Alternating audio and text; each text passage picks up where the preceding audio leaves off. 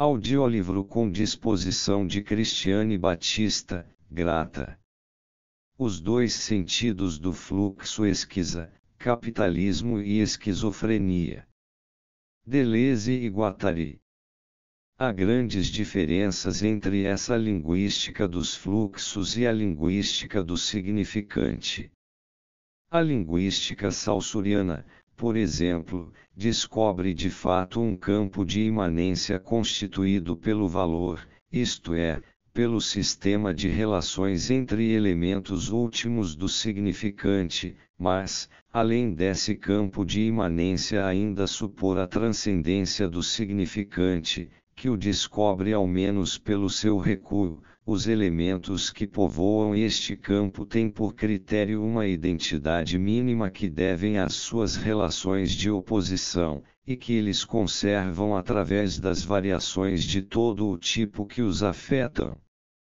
Como unidades distintivas, os elementos do significante são regulados por desvios codificados que o significante, por sua vez, sobrecodifica.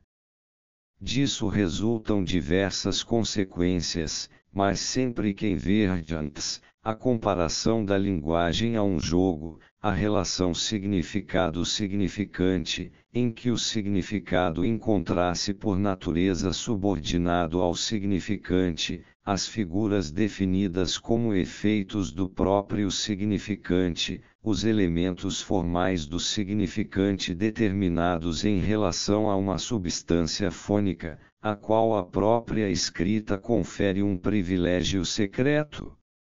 De todos estes pontos de vista e apesar de certas aparências, acreditamos que a linguística de Louis Hjelmslev se opõe profundamente ao empreendimento saussuriano e pós-saussuriano. Porque abandona toda referência privilegiada, porque descreve um campo puro de imanência algébrica que não se deixa sobrevoar por instância transcendente alguma, ainda que recuada, porque faz escorrer nesse campo os seus fluxos de forma e de substância, de conteúdo e de expressão, porque substitui a relação de subordinação significante-significado pela relação de pressuposição recíproca expressão-conteúdo, porque a dupla articulação já não se faz entre dois níveis hierarquizados da língua, mas entre dois planos desterritorializados conversíveis, planos constituídos pela relação entre a forma do conteúdo e a forma da expressão, porque nesta relação atingem-se figuras que já não são efeitos do significante, mas esquizas, pontos signos ou cortes de fluxo que perfuram o muro do significante, atravessam-no e vão para além dele. Porque estes signos franquearam um novo limiar de desterritorialização, porque estas figuras perderam definitivamente as condições de identidade mínima que definiam os elementos do próprio significante, porque a ordem dos elementos é agora segunda em relação à axiomática dos fluxos e das figuras, porque o modelo da moeda, no ponto signo ou figura corte destituída de identidade, tendo tão somente uma identidade flutuante, tende a substituir o modelo do jogo. Em suma, a situação muito especial de Hjelmslev na linguística e as reações que suscita podem ser explicadas, parece-nos, pelo seguinte, é que ele tende a fazer uma teoria puramente imanente da linguagem, teoria que, além de quebrar o duplo jogo da dominação voz-grafismo, faz escorrer forma e substância, conteúdo e expressão segundo fluxos de desejo, e corta estes fluxos segundo pontos signos ou figuras esquisas. Longe de ser uma sobredeterminação do estruturalismo e do seu amor pelo significante, a linguística de Hjelmslev indica a sua destruição e constitui uma teoria descodificada das línguas de que se pode dizer, como homenagem ambígua, que é a única adaptada ao mesmo tempo à natureza dos fluxos capitalistas e esquizofrênicos, até agora é a única teoria moderna, e não arcaica, da linguagem. É de extrema importância o livro de Jean-François Lyotard recentemente publicado, pois temos nele a primeira crítica generalizada do significante. Com efeito, ele mostra em sua proposta mais geral que o significante encontra-se tão ultrapassado em direção ao exterior pelas imagens figurativas quanto, em direção ao interior, pelas puras figuras que as compõem, ou melhor, pelo figural que vem agitar totalmente os desvios codificados do significante, introduzir-se entre eles, trabalhar sob as condições de identidade dos seus elementos. Na linguagem e na própria escrita, ora as letras como cortes, como objetos parciais despedaçados, ora as palavras como fluxos indivisos, como blocos indecomponíveis ou corpos plenos de valor tônico, constituem signos assignificantes que se entregam à ordem do desejo, sopros e gritos.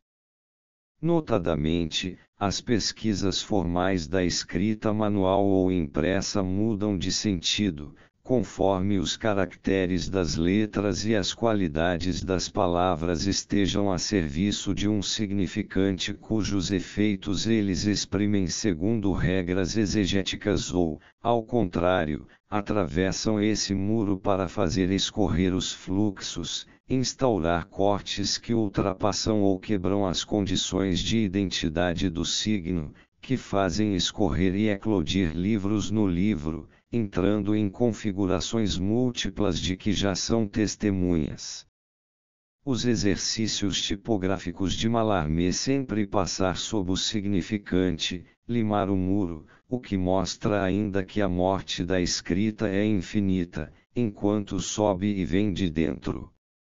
Do mesmo modo, nas artes plásticas, o figural puro formado pela linha ativa e pelo ponto multidimensional, assim como, por outro lado, as configurações múltiplas formadas pela linha passiva e pela superfície que ela engendra, de maneira a abrir, como em Pauclé, esses entre-mundos que talvez sejam visíveis apenas às crianças, aos loucos e aos primitivos.